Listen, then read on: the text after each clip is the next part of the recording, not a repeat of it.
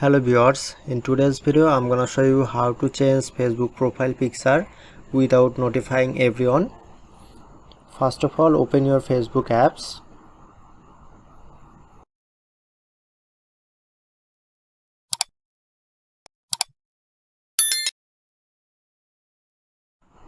And tap on profile icon.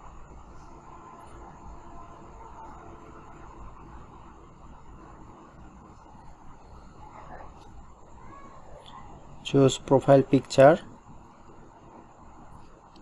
and select your favorite photo. Now I'm select this.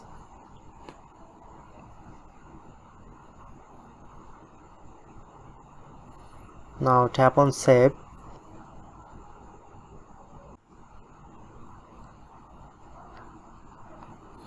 Okay, now some change setting. Tap on three line and edit privacy. Who can see your post? Tap on see more and select only me.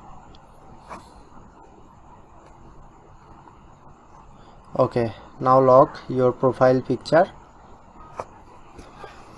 Hope you are enjoyed this video. Please hit the subscribe button and thank you for watching.